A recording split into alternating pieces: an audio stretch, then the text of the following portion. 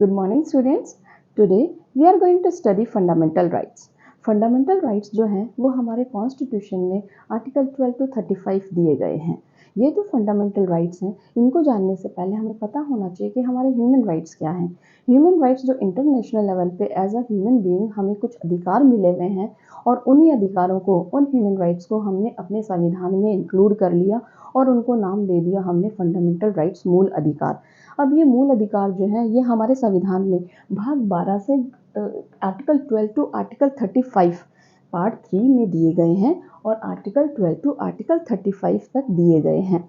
तो इन मूल अधिकारों में सबसे पहले जो है, ये मूल अधिकार बताने से पहले, क्योंकि ये स्टार्ट तो हमारे आर्टिकल 14 से शुरू हुए हैं, बट इन अधिकारों को बताने से पहले जो आर्टिकल 12 में राज्य की परिभाषा दे दी, क्योंकि हमें ये मूल अधिकार किसके खिलाफ मिले हैं, हमें ये मूल अधिकार राज्य के खिलाफ मिले हैं।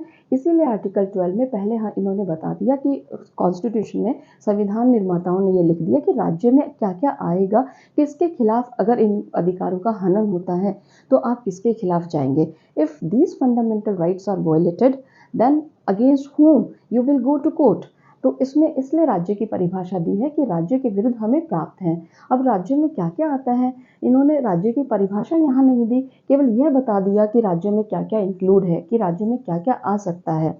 वैसे राज्य की परिभाषा में ये राज्य होता क्या है, एक क्षेत्र होना चाहिए, उसकी पॉपुलेशन होनी चाहिए, उसमें सॉवरेनिटी होनी चाहिए। तो ये जो कंपोनेंट्स हैं वो राज्य में एसेंशियल हैं। और उनके अलावा कि क्या इंक्लूड है राज्य में, कौन कौन सी संस्थाएं हैं जो राज्य में इंक्लूड हैं। First one is government of India and parliament of India. Second one is government of state and legislature of state. And third one is local और अदर अथॉरिटीज। थर्ड में दिया है कि लोकल एंड अदर अथॉरिटीज। तो government of India पता है कि हमें भारत सरकार और संसद, और इसमें राज्य की सरकार और इसमें स्टेट जितने भी विधानमंडल हैं वो सब आते हैं। और लोकल अथॉरिटी में आपका पंचायत आ जाएगा, म्यूनिसिपैलिटी आ जाएगा, डिस्ट्रिक्ट बोर्ड आ जाएगा, life insurance and other authorities. जो अदर अथॉरिटीज़ हैं इसको समय समय पर time to time Supreme Court ने डिफाइन किया है that what are other authorities, की अदर अथॉरिटीज़ में क्या क्या इंक्लूड है।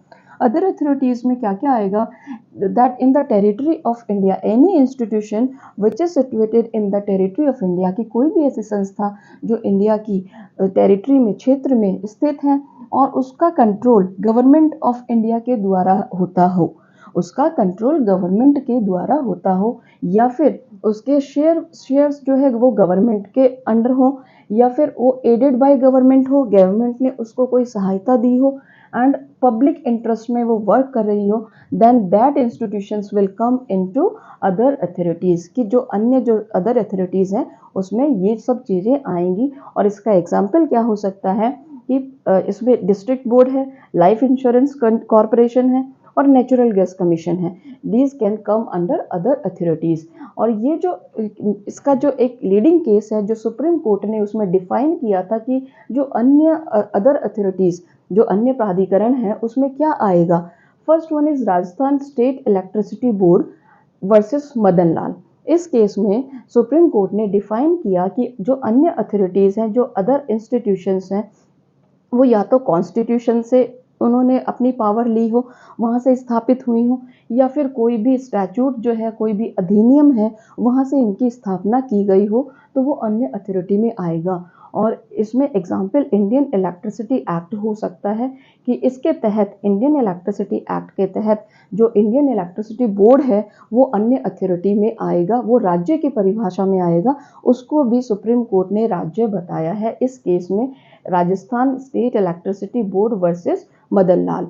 And the next case is Naresh Mirajkar versus state of Maharashtra and AR Antulay versus RS Nayak. इनमें भी, इन केसेस में भी बताया गया कि राज्य की परिभाषा में क्या क्या आएगा। तो स्टूडेंट्स, ये जो एक्सप्लेनेशन है इसके थ्रू हमने जाना कि राज्य की परिभाषा में क्या क्या आएगा। स्टूडेंट्स, ये आर्टिकल इसलिए इम्पॉर्टेंट है, बच्चे इसको छोड़ देते हैं इस आर्टिकल को, क्योंकि ये केवल मात्र यह बताता है कि इसमें क्या क्या इंक्लूड है।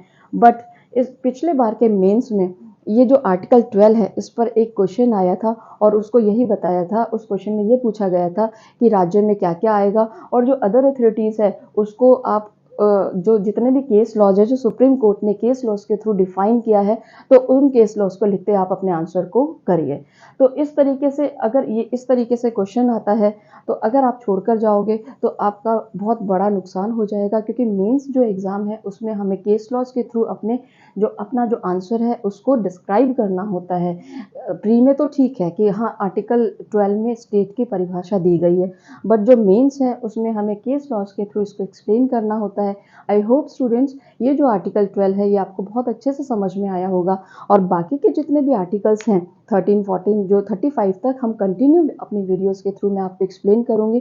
तो मुझसे आप जुड़े रहिए स्टूडेंट्स, सब्सक्राइब करिए मेरे चैनल को, ताकि आपको मेरी वीडियोस का पता लग सके, नोटिफिकेशन आएगा तो आप उसको देखोगे, और देखोगे तो आपको पता चलेगा कि कौन कौन से क्वेश्चंस एग्जाम्स में पूछे जाते हैं, कौन से क्वेश्चंस इंपॉर्टेंट है, कौन से क्वेश्चंस को हमें ज़्यादा फोकस करना चाहिए। तो स्टूडेंट्स आई होप ये सब आपको समझ में आया होगा। Okay students, bye.